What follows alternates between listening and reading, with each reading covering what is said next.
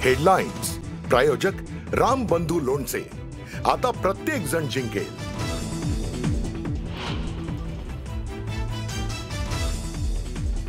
दुबईमध्ये भारतीय बनावटीचं तेजस विमान कोसळलं। एअर शो सुरू असताना विमान दुर्घटना।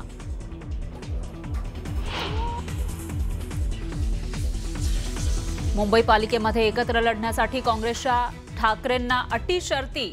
मनसेची साथ सोडा आणि आमच्या सोबत या असं म्हणत ठाकरेंना काँग्रेसची साथ।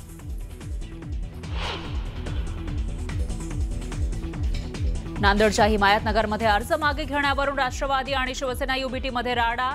निवडणूक निर्णय अधिकाऱ्यांच्या कार्यालयामध्येच दोघांमध्ये झटापट।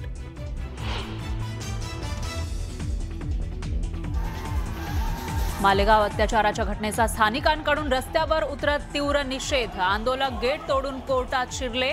पोलीस आणि आंदोलकांमध्ये बाचाबाची। आणि उल्हासनगरमध्ये तरुणीचा विनयभंग करत तिच्या घरच्यांना मारहाण। संपूर्ण घटनेचा सीसीटीव्ही समोर। 8 जणांविरोधात गुन्हा।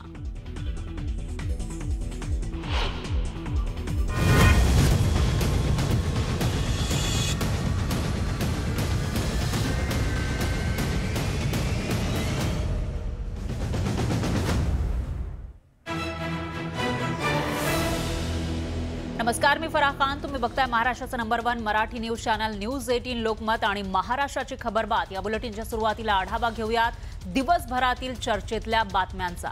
पहिली बातमी आहे अर्थातच राजकीय वर्तुळातून मुंबईमध्ये ठाकरे बंधूंच्या संभाव्य युतीच्या मुद्द्यावरून काँग्रेसने स्वबळाची भूमिका घेतली होती, त्यामुळे हालचालींना वेग आलाय। एकीकडे ठाकरे युतीसाठी सकारात्मक आहे, तर दुसरीकडे शरद पवारांनी मव या संदर्भात काँग्रेस नेत्यांशी चर्चा केल्याचं सूत्रांकडून सांगण्यात आलं आहे। तर कार्यकर्त्यांची निवडणूक म्हणून ओळखल्या जाणाऱ्या स्थानिक स्वराज्य संस्थांच्या निवडणुकीमध्ये बड्या नेत्यांच्या कुटुंबियांचा शिरकाव झाल्याची चर्चा आहे। मोठमोठ्या नेत्यांचे कुटुंबीय बिनविरोध निवडून आल्यामुळे विविध चर्चा रंगू लागल्यात। तर तिकडे महायुतीमध्ये सुद्धा खटके उडतायत। एकीकडे ठाण्यामध्ये भाजप शिवसेना कार्यकर्त्यांमध्ये राडा झाला आहे, तर दुसरीकडे कणकवलीमध्ये युतीच्या मुद्द्यावरून सुंदोपसुंदी सुरू झालेली आहे। दरम्यान रायगडमध्ये तटकरे विरुद्ध शिवसेना वाद पेटलेला आहे। सुनील तटकरे भाजपच्या वाटेवर असल्याचा दावा आमदार महेंद्र दळवींनी केलाय, त्यामुळे खळबळ माजलेली आहे। या सर्व बातम्या आपल्याला या बुलेटिनमध्ये सविस्तर रूपाने बघायच्या आहे। सुरुवातीला बातमी ती म्हणजे बीएमसी मध्ये कशा पद्धतीचं गणित जुळणार याविषयीची। बहुचर्चित मुंबई पालिका निवडणुकीसाठी ठाकरे बंधूंकडून एकत्र येण्याच्या दिशेने पावलं टाकली जात आहेत। काँग्रेस मात्र ठाकरे बंधूंपासून 2 हात लांब राहण्याचा प्रयत्न करते आणि यावरूनच आता महाविकास आघाडीमध्ये घडामोडींना वेग आलाय। एकीकडे उद्धव ठाकरे महाविकास आघाडीसाठी सकारात्मक आहेत, तर दुसरीकडे शरद पवारांनी काँग्रेस नेत्यांशी संवाद साधत काही महत्त्वाचे मुद्दे मांडले। असं असलं तरी काँग्रेस मात्र आपल्या भूमिकेवर ठाम आहे।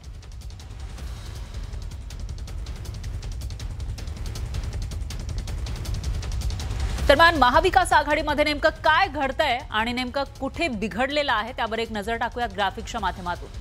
उद्धव ठाकरे हे सकारात्मक आहेत। ठाकरेंनी काँग्रेस हायकमांडशी संपर्क साधल्याची माहिती सूत्रांनी दिलेली आहे, कारण काँग्रेसचे जे राज्यातले नेते आहेत ते मनसे जर सोबत असेल तर आपण महाविकास आघाडी म्हणून निवडणूक लढणार नाही असं म्हणताना दिसतायत। पण उद्धव ठाकरे मात्र काँग्रेस सोबत लढण्यासाठी सकारात्मक आहेत आणि त्यामुळे त्यांनी हायकमांड सोबत संपर्क साधल्याची माहिती आहे। तर दुसरीकडे मव या फुटीचा दोघांना फटका बसू शकतो असं सांगितलं जातंय। दोन्हीकडचे नेते हे सांगताना दिसून येत आहेत आणि त्यामुळे कुठेतरी काँग्रेस आपल्या सोबत राहावी यासाठी उद्धव ठाकरे प्रयत्नशील असल्याची माहिती समोर येते। मात्र त्याच वेळेला मनसे सुद्धा मनसेलाही सोबत घ्यायचं आहे, त्यामुळे आता ही आघाडी कशी होणार हा सवाल आहे। दरम्यान भाजपला उत्तर देण्यासाठी एकजूट महत्त्वाची असल्याचं ठाकरे सेनेकडून सांगितलं जात आहे, अशी ही माहिती सूत्रांनी दिलेली आहे। तर दुसरीकडे हे झालं ठाकरेंची बाजू, ठाकरे कशा पद्धतीने सकारात्मक आहे त्याविषयी। तर दुसरीकडे पवार मात्र एकत्र लढू असं म्हणतात। पवारांचा काँग्रेस नेत्यांशी संवादही झाला आहे आणि स्वबळापेक्षा एकत्रित निवडणूक लढावी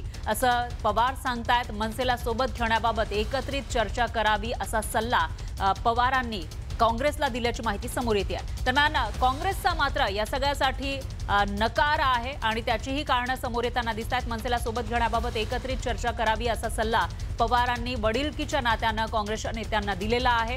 दडपशाही करणाऱ्यांसोबत जाणार नाही असं तरी सुद्धा वर्षा गायकवाड या म्हणतात, काँग्रेसच्या ज्या मोठ्या नेत्या आहेत। आणि आता ब्रेकनंतर बघूयात कोकणात भाजपला आणि पर्यायानं राणेंना पाणी पाजण्यासाठी शिंदे ठाकरे एकत्र आलेत। महाराष्ट्रभर त्याची चर्चा झाली, पण पहिल्यांदा असं घडतंय की राणेंना शह देण्यासाठी राणेच मैदानात आहेत। कदाचित यालाच भाऊबंदकी म्हणतात। कोकणात राणे बंधू आमने सामने,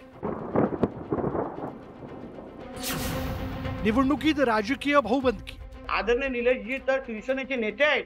अगर शिवसेना शिंदे गटाने त्या शहर विकास आघाडीला पाठिंबा दिलाय तर त्यांनी प्रचारासाठी त्यांना उतरायलाच लागेल। जिंकले फक्त आपलेच उमेदवार पाहिजे। शिवसेना भाजपात राजकीय शिमगा। जे कोणाला जमलं नाही शिंदे आणि ठाकरेंना एकत्र आणण्याचं, ते राणे साहेबांच्या कणकुलीने करून दाखवलेलं आहे। निलेश राणे आणि नितेश राणे हे सख्खे भाऊ स्थानिक स्वराज्य संस्थांच्या निवडणुकीत एकमेकांविरोधात उभे ठाकलेत।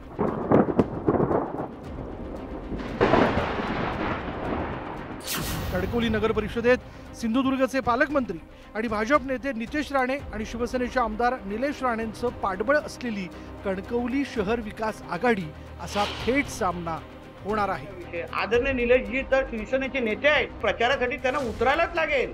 जिंकले फक्त आपलेच उमेदवार पाहिजे। भाजपनं सिंधुदुर्गात स्वबळाचा नारा दिल्यानंतर भाजपा विरोधात सर्व पक्षीयांनी कणकवली शहर विकास आघाडीची मोड बांधली। विशेष म्हणजे ठाकरेंची शिवसेना आणि शिंदेंची शिवसेना शहर विकास आघाडीच्या झेंड्याखाली एकवटली।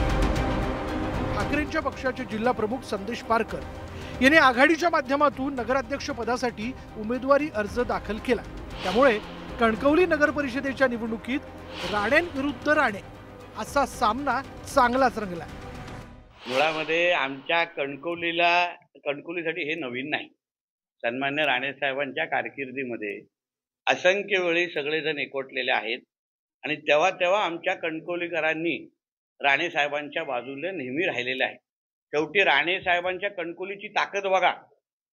जे कोणाला जमलं नाही शिंदे आणि ठाकरेंना एकत्र आणण्याचं, ते राणे साहेबांच्या कणकुलीने करून दाखवलेलं आहे। आमचं पूर्वीपासून ठरतच होतं आणि जसं मी मालवणमध्ये 2 दिवसापूर्वी म्हणालो की आम्ही महायुतीसाठी प्रयत्न केला पण तो यशस्वी झाला नाही।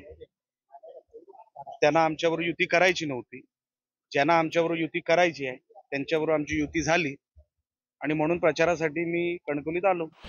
वरवर पाहता भाजप आणि स्थानिक विकास आघाडी अशी लढत दिसत असली तरी खरी लढत ही निलेश राणे आणि नितेश राणेंमध्ये असल्याचं चित्र आहे।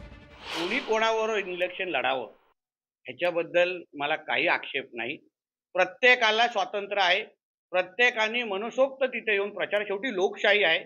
आम्ही सगळे मिळून आमच्या विकासाचाच अजेंडा घेऊन जाणार आहे। मी तुम्हाला आज या निमित्ताने स्पष्ट करतो, कुठेही माझ्या माध्यमातून किंवा आमच्या भारतीय जनता पक्षाच्या माध्यमातून कोणच वैयक्तिक टीका करणार नाही, राजकीय टीका पण आम्ही करणार नाही। शहर हे 21व्या शतकातलं दिसलं पाहिजे।